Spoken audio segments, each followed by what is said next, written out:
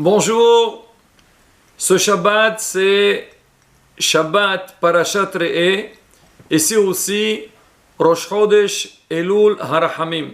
Donc Elul, Rosh Chodesh Elul c'est 2 jours, c'est le samedi et le dimanche. On va essayer Bezrat Hashem de parler donc sur le mois de Elul et aussi faire un lien avec la paracha de la semaine. Déjà, concernant le mois de Elul, on sait très bien, donc c'est un mois qui est très, très particulier. C'est le dernier mois de l'année juive par rapport à la création du monde, parce qu'on a expliqué dans le passé que le premier mois de la Torah, c'est le mois de Nissan, le mois dans lequel le peuple d'Israël a été libéré d'Égypte, mais donc Rosh Hashanah, donc c'est par rapport à la création de l'homme, parce que le monde a été créé le 25 Elul, et l'homme, il a été créé donc le 6e jour qui est le premier Tishri. C'est pour ça qu'on dit le jour de Rosh Hashanah, Hayom Harat Olam, ou Hayom Yamid Bimishpat Kol Yisrael Olam. Hayom Harat Olam, c'est quoi Harat Olam? Le monde est tombé enceinte. Comment le monde est tombé enceinte? C'est parce que l'homme a été créé, il a été mis dans le monde. Bon, alors, et le mois de Elul, donc c'est le dernier mois, donc on doit nous préparer par rapport à Yom Haddin. Alors sur ça, alors on dit, dans le passé on disait, quand le Hazan, il fait, on dit Shabbat Mebarchin, il dit, donc le mois qu'on va bénir, c'est le mois de Elul, il dit, qui n'a pas peur? Tout le monde tremblait, parce qu'on sait, on s'approche vers Yom Haddin, et tout le monde a besoin de faire un effort, de faire une vraie teshuva, au point qu'il disait, à l'époque, aujourd'hui je ne sais pas si c'est le cas, on disait que quand on disait Elul est arrivé, même les poissons dans l'eau, ils tremblaient. C'est-à-dire c'était une peur, une frayeur partout parce qu'on sait que le monde entier il va être jugé. Mais encore une fois, Rabotai, il faut prendre cette période, comme on dit, avec beaucoup de rigueur, mais derrière ça, il ne faut pas entrer dans un drame et se dire, oh là, c'est l'angoisse totale. Au contraire, Hachem, il nous attend qu'on fasse une vraie teshuva, qu'on s'approche à lui, qu'on avance, on progresse, on évolue, Bezrat Hachem. Donc il faut espérer, si Dieu veut, qu'on aura une bonne année avec toutes les bénédictions.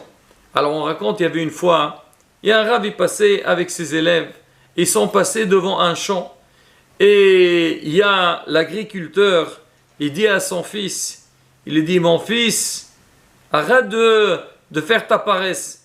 Dépêche-toi, sois plus vif, travaille. Il dit, sache-le, celui qui a la paresse pendant donc cette période-là qu'on doit travailler la terre, il a perdu toute son année et il n'aura pas de récolte plus tard. Alors le Rav, il entend ça, il dit à ses élèves, vous avez entendu ce qu'il a dit? Il a dit, tout dépend de maintenant. Tu travailles bien pendant ces jours-là, tu travailles bien ta terre, tu auras une bonne récolte. Hachamim dit, c'est pareil aussi. Par rapport au mois de Elul, c'est un mois. Ça ne veut pas dire que toute l'année, on doit négliger, mais au contraire. On doit toujours travailler, mais ce mois-ci, on doit persévérer encore plus, on doit faire plus d'efforts et suivre les instructions. Donc tout ce que Hachamim nous ont instauré, nos rabbanim, et Be'ezrat Hashem. Donc quand on respecte correctement les règles qui étaient dites, alors Be'ezrat Hashem, on aura une avtaha, une promesse d'Akadosh Baruch Hu, si Dieu veut, qu'on aura une bonne année. Alors, on va parler de la paracha, Parashat Re'eh. C'est une paracha qui est riche aussi d'enseignements, mais on parle d'un point, et demain, j'imagine, alors les amateurs des grandes brachot, parce qu'on sait que dans des synagogues, quand il y a un passage où il y a dedans une bracha, on a envie de l'acheter. C'est vrai, faut pas critiquer ça. C'est marqué, c'est rapporté dans pas mal de Sfarim, et demain, Bezrat Hashem, on lira le passage de Aser te'aser et tevoat zar'echa. C'est que Hachem nous demande de prélever le Maaser. Donc quand on a une récolte, on doit donner donc il y a des règles. Ce qu'on doit donner au Kohen, ce qu'on doit donner au Lévi. Et on pose la question, pourquoi c'est marqué Aser te'aser? Aser, ça suffit. Pourquoi ça a été répété? Alors on dit Aser qui dit shetit asher. Quand l'homme il prélève le Maaser, le 1/10, il y en a qui disent même qu'il faut aller jusqu'au, pas un 10e, un 5e. Mais bon, déjà, 10e, c'est déjà pas mal. Alors on dit, Aser, celui qui donne le Maaser, il a une promesse que Bezat Hashem, il s'enrichira. Et sur toutes les mitzvot, on dit que l'homme, il n'a pas le droit de tester Hashem. On n'a pas le droit de dire, voilà, je vais faire cette mitzvah pour qu'Hachem me récompense. Non, tu fais les mitzvot et Hachem, il fera la comptabilité, il te donnera ce que tu as besoin. Il y a une seule mitzvah sur laquelle Nassoun et vous pouvez donc me tester. Hachem, il le dit, donne le maaser, prélève le maaser, donne à ceux qui sont dans le besoin et tu verras, moi, je t'enrichirai.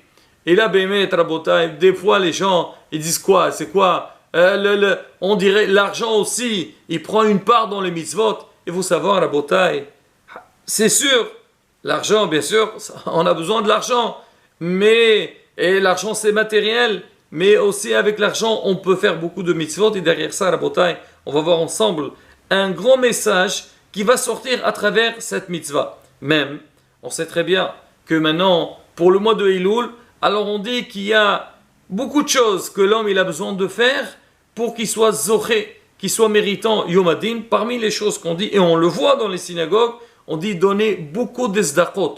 Déjà, il faut régler ses comptes, les nedarim, parce que le alenu, aujourd'hui on a fait Atarat Nedarim, alors ceux qui n'ont pas pu le faire ce matin, ils ont toute la journée pour le faire, même cet après-midi avant Minha, ils peuvent le faire.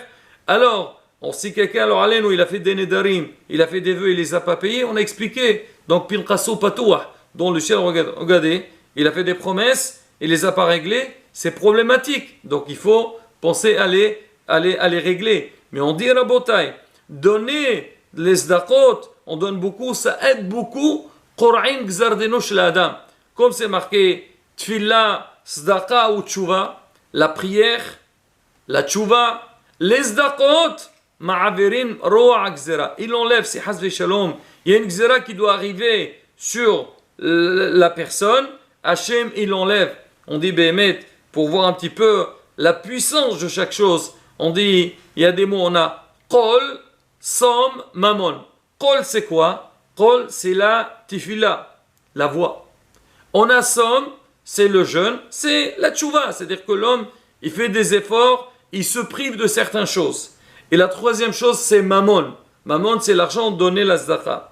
Si on regarde la valeur numérique des trois, ça fait combien? Ça fait 136. Kol, 100, Lam 30 et Wav, ça fait 136.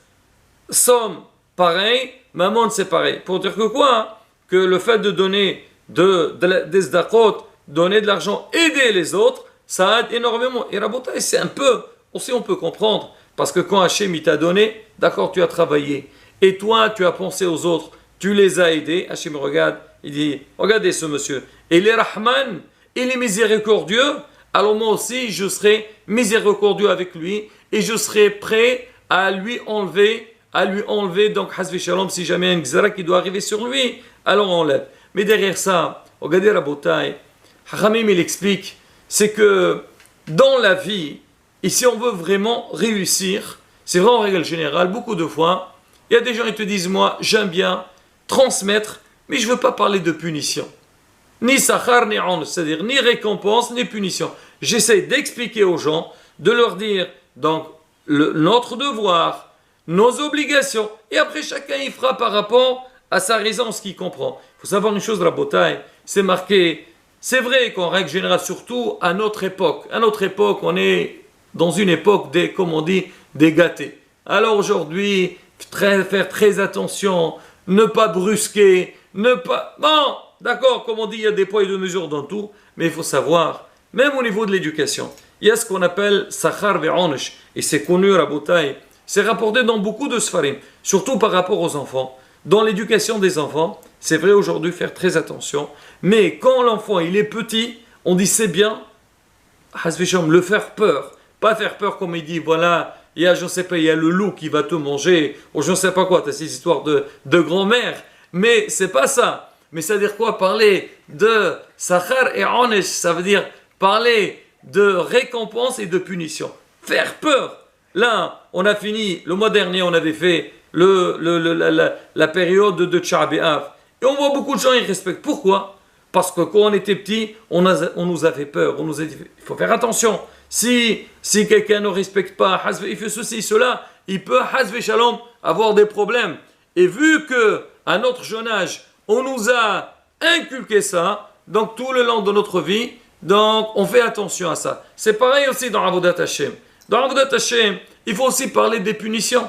Il ne faut pas non plus rendre la vie noire, parce que des fois, il y a des gens, ils dépriment. Quoi, ça c'est interdit, ça c'est interdit. Si tu fais ça, tu auras une punition. Les gens vont dire, hey, laisse-moi tranquille, je ne veux pas entendre. Pas du tout. Mais derrière ça, il faut quand même parler donc de la gravité de la chose. Et justement, c'est le Inyan des Ma'asrot.